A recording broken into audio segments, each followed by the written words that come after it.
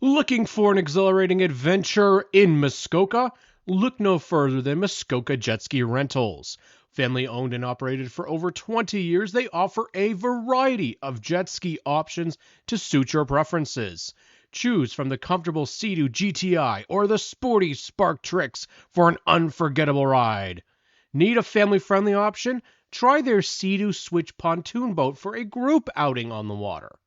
Based in Huntsville, Ontario, Muskoka Jet Ski Rentals serves all of Muskoka, including Gravenhurst, Bracebridge, Berks Falls, Kearney, and more.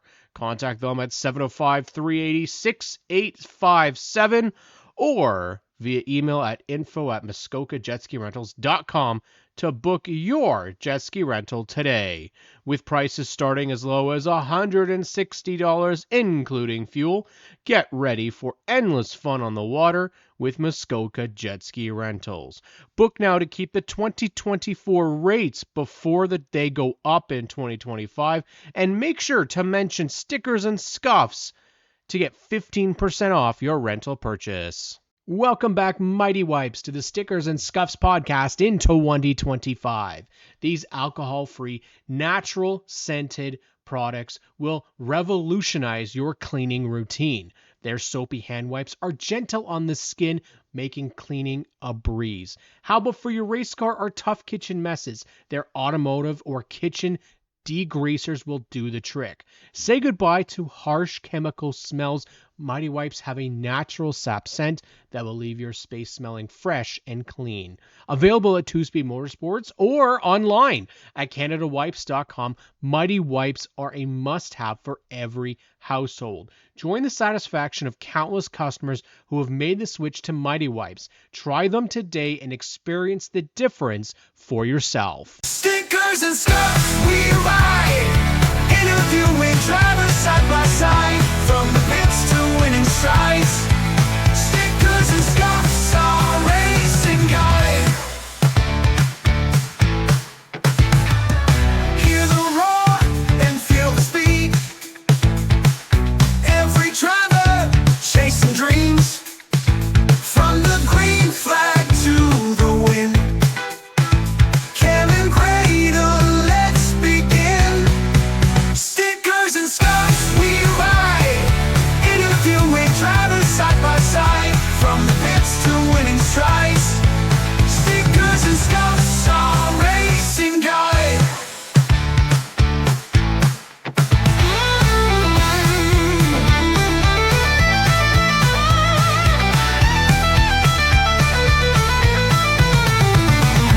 Engines roaring, crowds alive, Ontario pride by the mile. Lap by lap on the move, catch the thrill in every groove. Stickers and Scuffs, we ride. Interviewing. Welcome aboard. Hey everybody, welcome back to Stickers and Scuffs in 2025. Cam K, Graydon Bun. It is Ladies of the Oval month. One of our favorite times on the podcast, getting to chat with ladies from across Ontario and Canada. Thanks to our friends at Muskoka Jet Ski Rentals, Ladies of the Oval, and of course Pam at Mighty Wipes for presenting this month. Joining us is the runner-up in the Street Stock Championship at Full Throttle Motor Speedway at Varney in 2024. Driver number 84 for Clarke Racing. Andrea Clarke joins us. Andrea, how are you doing tonight? I'm good, thank you for having me. Well, let's get started. How was last year for you? It was exciting. It was nice to be back in a race car after having quite a few years off. And then also changing up what I was running before, because I started out with the bone stock and mini stock, and now it's up to the street stocks. So big change.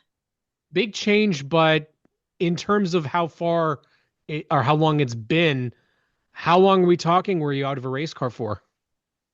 So the last full season I ran was 2019 in the mini stock. Yeah. That's So pretty considerable difference. yeah. Did you have to take some? Did it take a while to get used to it, or was it just like riding a bike? Um, it was kind of like riding a bike. I was very persistent on how much practice I could get. I I wanted to go out as much as I could just to kind of get used to it. And there was a lot of spinning myself out to start because it's a whole new ball game with the rear wheel drive. But yeah, definitely definitely an exciting adventure there. And as you said, going from the front wheel drives to the rear wheel drives, it's a completely different sensation driving off the right rear with the rear wheel drive. But you got onto it pretty well, right? Yeah, I guess you can say that that's where I'm kind of meant to be is in the rear wheel drive rather than the front wheel drive. Like I did okay in the front wheel drive stuff, but I've definitely found where I need to be. Nice. So why did you decide to come back in the street stock division over uh, returning to say a mini stock? So just the car options that we had, Hmm. like my son is now racing bone stock, so trying to keep two of them going and try keep competing against him, I didn't feel like that was a good spot. And I've always, I kind of joked with uh, my husband Nick about running a street stock because I wanted to compete against my brother. And he's like, okay, let's do it. So we did it. Now that's something we saw a little Nick cameo there in the background. Um, Being a full blown legit racing family, like you're all into it. That makes for some pretty hectic times at the track, I'm sure. How do you manage it? Oh, it's difficult because we also have the two other kids that aren't into racing, so Yeah. we typically have the three cars, at least three, and then the extra kids. So we like to have help. Sometimes there's not enough, but we manage. There's a lot of great people around the track that step in and give us a hand, and a lot of family members that help out as well.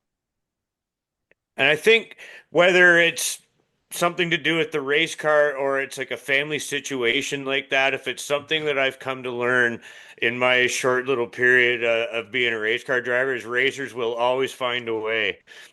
Yes, they sure do. Yeah. When you got out there last year, coming back in a new division, been out there, haven't been in a car for 5 year, 4 years, give or take. Had a pandemic in between that. Mhm. Now you're going back out there into a division that I would say it's one of the Varney kind of staples. It is. It's a higher level division in that For sure. track, and Hmm. um definitely puts on some really competitive races. But what was the biggest adjustment for you? Like you said, you mentioned the rear wheel drive and getting used to things, but um, you finished second in the championship, so obviously things worked out pretty well for you.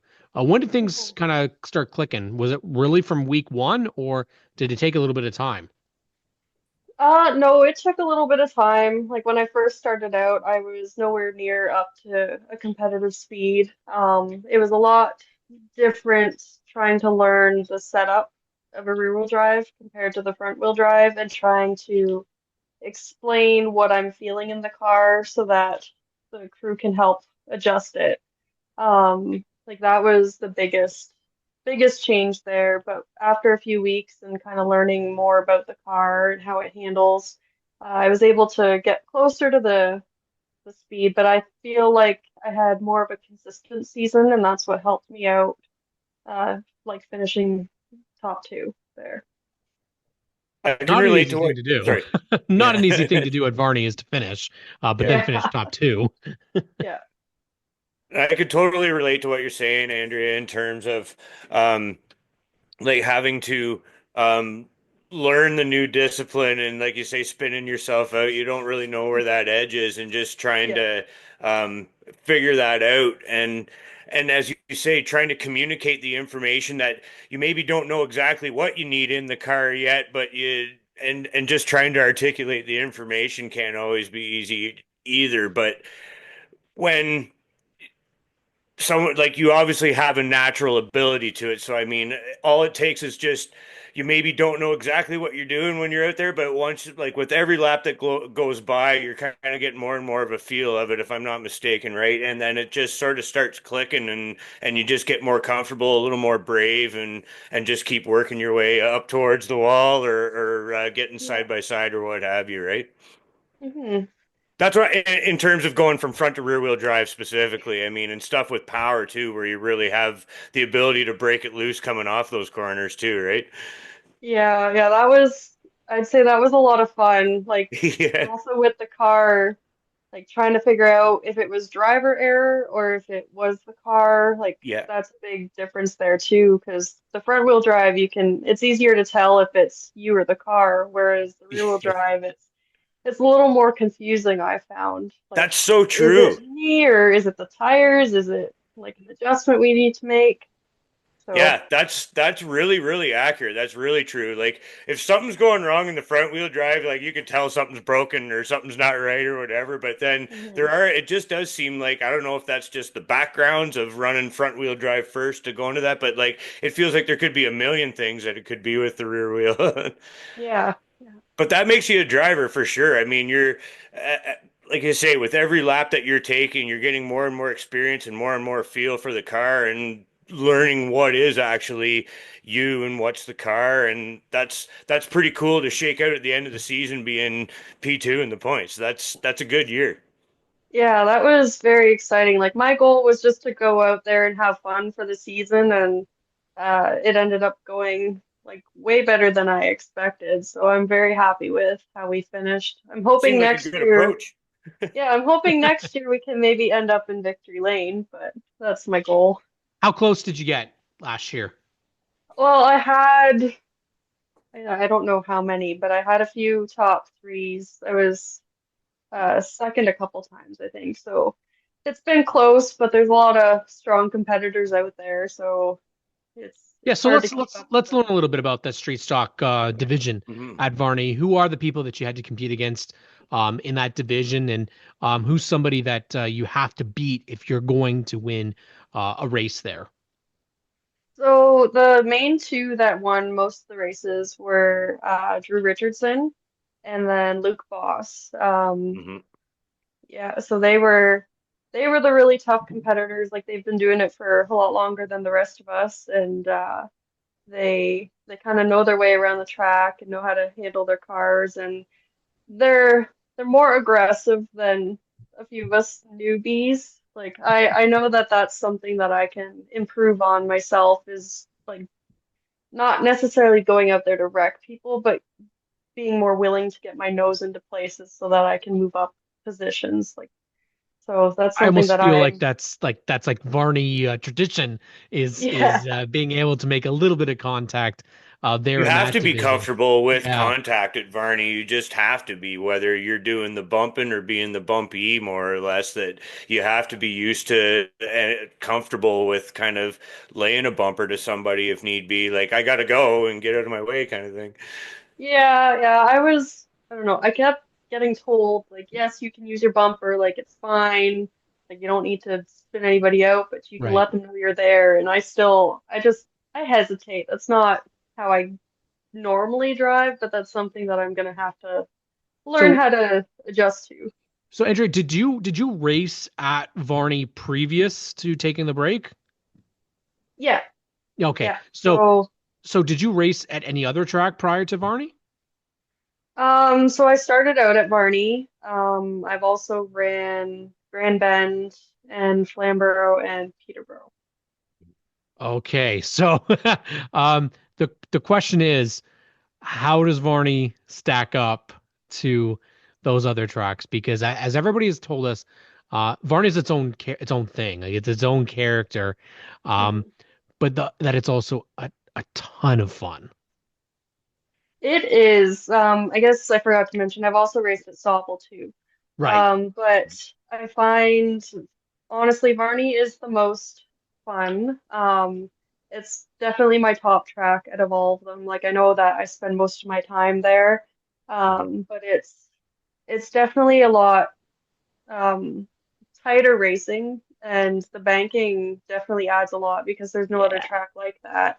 Yeah. Like I don't know. I guess my next favorite track would be Peterborough. Like I didn't get to have too many races there. It's mainly autumn colors, and I haven't been there in a while for that. But it's a different shape track too. Like turn 1 and 2 there, it has a weird angle to it. But yeah, each track, like there's not really many similarities. Like they're all so different in their own way, so it's hard to compare them all. So can your street stock, can you race that in another division, or is it really only the street stock division that you could run it? So my car, it would, it's just a street stock. Like it would Okay. need a lot of adjustments in order to run it with anything else. Like it doesn't have enough to compete with any hot rods. Like that would be the next Right. step it could run up to. But like So it the question might be able to is, do the V8s at Sauble, but when are you going to kick Nick out of his hot rod and take his? oh, I've been bugging. I keep saying I'm like, let me just take it for practice. I really want to do that, but Yeah. I can't reach the pedals and he won't move anything for me. So Yeah, the seat's not moving, eh? no, so I'm not Oh, winning that darn. one. So I don't know. Like I'd love to get into it. I told him, I'm like, all I want to do is just take it out for practice, see the difference between like the Mhm. street stock and the hot Yeah. rods. So Yeah. maybe at some point we can I'd like to see see you and Jamie Adams get out there and that you in the 86 and then her in the 99. Like that'd be yeah, friggin' so much fun to see that. But it would be a lot of fun to race with her. yeah. You and I kind of talked about the did you know segments that we're going to feature on the podcast, and you told me you started racing in 2011, and you opened up your little racing career in a big way at Varney. Tell us a little bit about the Women's Challenge Series that you're in. Okay.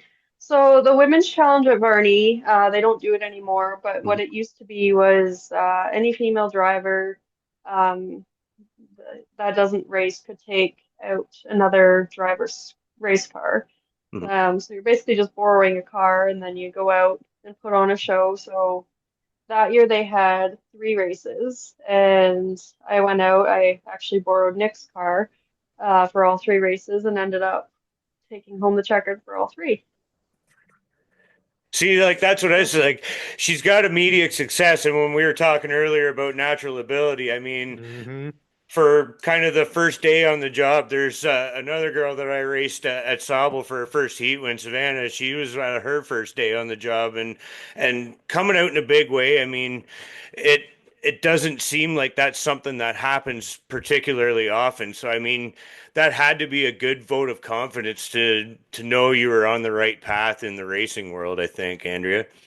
Yeah, it definitely got me hooked. Like it was a really good feeling. Like the first time was nice, and the second time was nice. Like anytime you can put it in the victory lane, like it's a really nice feeling. Yeah. But yeah, it was a great start, and I was begging for a ride for the next year, so I ended up getting that car for a whole season the next Nice. year. That's cool. So that was really fun. So And I was guess- going to ask you if it was Nick that got you into that or not. And, I guess it was, eh? Yeah, so like we ended up meeting at the track. I do have family members that raced like before me, so we were like I kind of grew up at Varney. Right. Like my grandpa raced there, the Super Dave Gray. Oh, They have a okay. memorial race for him. And then my uncle Dave, That's he awesome. races there. And then I had an uncle Jeff that was racing the late models, and so I got to spend a lot of time around the race cars. That's awesome. Yeah. So this because this is Ladies of the Oval Month, I feel like this question is it's a little bit deeper of a question, but I think that what we just talked about, I know in the open wheel side of things, there's the F1 Academy, which is an all-female run division for only all-female competitors. So actually, you mentioned right there about how you had the challenge race, which was running all females, borrowing somebody else's car. But in your opinion, Andrea, do you feel having an all um, women division, is that a hindrance, or is that something that we should look towards? Is it something, is it more realistic to continue to run within a men's division and having a kind of a co-op Oh, mix, yeah. or co-ed, thank you, a co-ed mix, or having its own, you know, I think back in the day they called them like powder puffs, which is a Yeah. terrible name, but um, maybe having some sort of a women's um, division instead of just a general um, running whatever you can. Yeah. Like I think doing some sort of series like that would be beneficial to getting more women into racing, just because I feel like some might be more intimidated to race against the men because it is like classified as a men's sport. Yeah. But at the same time, racing against the men myself, like it's a pretty good feeling when you do beat them.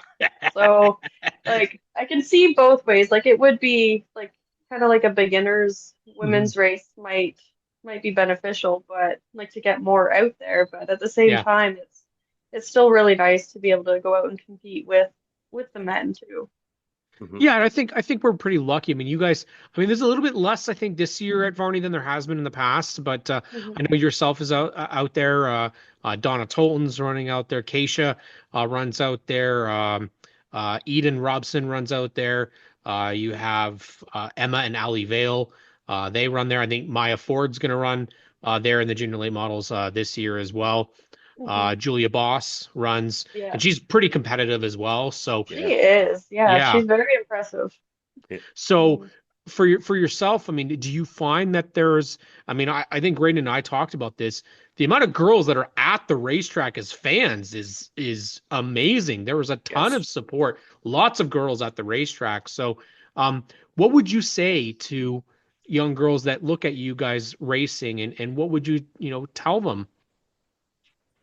Oh, I especially love like the autograph sessions because you get a lot of the younger girls that come up and they're like, "You're my favorite driver. I can't believe you're a Yeah. girl out there." So like that's like a lot. Like it means a lot. Like I love to see them like if they want to do it, honestly, set your mind to it and just keep bugging your parents. Find some friends that are at the racetrack, like find someone to let you drive your car or drive their car.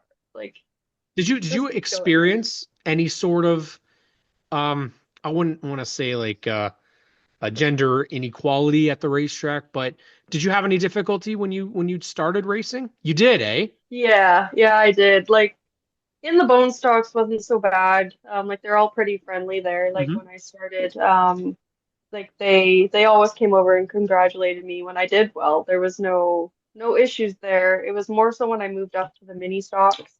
There were a few competitors that I guess got frustrated when a female beat them. Hmm. But I just feel like it just kind of pushed me to move forward because I'm like, I guess I'm doing something right if I'm pissing somebody off because there's always Well, I going to think be the upset people, but I think we can honestly say though that what you pointed out in the autograph session is very true though, because when we were at we was at Sunset Speedway, anytime Amanda Balson is racing, the crowd is the loudest for her. When you go to mhm, Peterborough and Marley Owen is racing, the crowd is extremely loud for her. I would imagine it's the same for you. When Laura mhm. Ofthier was in OSS, she'd get some cheers. So it's always, and listen, as much as the little girls love the lady race car drivers, the boys do too. I see the boys always run to the girls for the autographs, and we've got a large contingent of the ladies of the oval this year.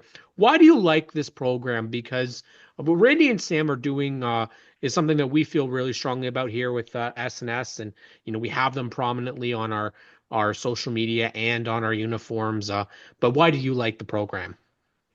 I really like Ladies of the Oval just because they are able to do like spotlights on all the women in racing because you don't really know how many are actually out there, but they're able to help point that out. And now that they've kind of spread it open to more of Canada, like you can see how many women are actually out there now. Like I didn't realize there were that many across country. Like it's really neat to see. Like I love the support that they give all the women. Like that's really nice. And anytime you see them at the track, they're always like, I gotta come see you. Like gotta make sure I say hi. Like it's so nice. It's like kind of having like a fan that's always there for you. Like they're so supportive of all the women. It's great. The sisterhood of the racing Yeah, pants. that, There Yeah. we go. that's so well said. It And writes itself. yeah, and you get to be the representative for the month of October in 2025. What does it mean to make the calendar, Andrea? It's honestly so exciting. Like I have been in it a couple other times, but to Hmm. be able to be back into it is just so great. Like knowing that there's like some household somewhere with like little kids that are like, hey, like look at that girl. I want to be like her. So like Exactly. that's really nice. Yeah, um, you're part of a lifestyle that is you have to have a unique set of skills. You have to have a variety of skills, everything from the driving part to the, as you said, managing the team behind the scenes, managing the family behind the team, and everything that comes with it. And a lot of that does fall on mom. Let's be honest, dads. So, I mean, you have a very important role, and then also to put the ladies of the oval in there with it. And along with all these other lady racers that are great role models for the sport, and that's something that not everybody can say. So, what does that kind of mean to you, Andrea? Being someone that it's sort of an elite club, as you said, that it's somebody that's always there for you. So it's definitely really nice knowing that you have like a group to fall back on. Hmm. Because I know that like just being a woman in the sport is hard, but having the support from other women is really nice Yeah. because I don't know, some women can be mean, but like Yeah. knowing that like you have those ones there like supporting you, like it's Yeah. kind of it's nice. It's like being part of a whole other race team too. Yeah, yeah. Nice. Now I've got to know, Andrea, this is a really tough question here, but the level of nerves for when you're on the track, Mm. when Nick's on the track, when Josh is on the track, who gets number one in terms of the most nerves from Andrea? Definitely Josh. Like, So for put it out there, it's so Josh hard to is sit how old? still. Josh is how old Josh behind is the wheel? 11. Yeah, he'll be 12 11. this season. Yeah. And he's been behind the wheel of a bone stock now for this will be his second season? Third season. He just finished his second, so he's going on to his third. Yeah. Yeah, that's impressive. Yeah. Unbelievable. And Super cool. he's been in that top 10. Like he's not a slouch. He's not going out there last place. He is Oh, it in keeps the middle wheeling, of it. man. Yeah. Yeah, Yeah. like some days I wish I had the amount of confidence that kid has. Like he doesn't let it go to his head either, too, which is really nice. Like he'll come off and it's like, "Hey, you did so good." And he's like, "Okay." Like just calm about it. Like yeah, I did, but like okay. Like it's so nice to see that he's not so into his head that he's like there's a lot of people out there that think that they're all that and stuff and like he's doing really well and we like to tell him that but not to put it in his head that he's the best out there because he still has a lot to improve on but the amount of improvement he made this season was very impressive. Like watching him out there in the car, it's definitely very nerve-wracking being in my position, but like as a person realizing that yeah, that kid's only 11, that's exciting for a lot of them out there to see Yeah. that. We're ecstatic to have the entire Clark Brigade join us this year as Yeah. SNS racers for the first time. So we're gonna have probably a little trio, a championship between the three of you and see which Clark comes out on top. I kind of have to put my bet on it. It'll either be you or Josh. Sorry, Nick. Uh, watch us not get on the Oh, cars now at all. Can he hear that? I think he might be able no, to. no, I've got my Sorry, earpiece Nick. and he can't hear this yet. Now I'm getting Andrea. some weird looks from him. Andrea, we like to give our racers and people on the show an opportunity to shout out their partners and throw out their social media. So this is your opportunity now to thank your partners, anybody that helps you with the race team. Now I'll get off my keyboard and then throw out your social media as well so people can follow along. Okay, I need to give a big thanks to, of course, Clarke Automotive, Alexa's Dog Grooming in Teeswater here, Kennedy Welding and Mill Writing in Teeswater, John's Towing from Mount Forest, and the Holstein General Store. Definitely couldn't make it out every week without their help. And if you want to follow along with our season, you can follow Clarke Racing on Facebook. And then I need to give a big thanks to, of course, all the Clarke family out there that comes to the track every week, and like all the racers that we park with, like if we need something, they're always there. There's too many of them to list them all, but definitely a big thanks to everybody at the track. First one of 2025, Andrea. She did a hell of a job. Everybody, make sure you go out there and support Clarke Racing all season long. SNS Racers, so excited to have you guys as a part of things. Got a couple other street stock racers that are in the street stock that are SNS racers this year.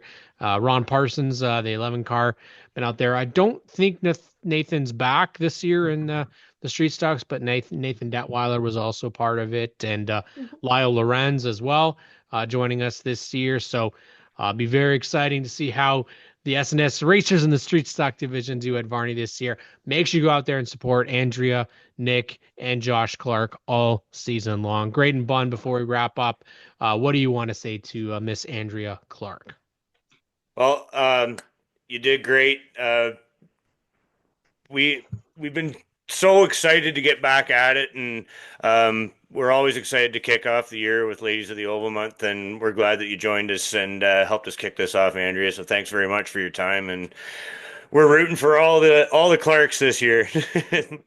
Well, thank you so much for having me. It was a lot of fun. As Andrea Clarke here on Stickers and Scuffs, Ladies of the Oval Month, presented, of course, by our friends at Muskoka Jet Ski Rentals. Of course, if you sign on now, get yourself scheduled because summer's coming really quick. And of course, Mighty Wipes will give our girl Pam a call, and she can get you hooked up with a container of your kitchen degreaser, automotive degreaser, or some soapy hand wipes. We'll get it all for you right here on Stickers and Scuffs.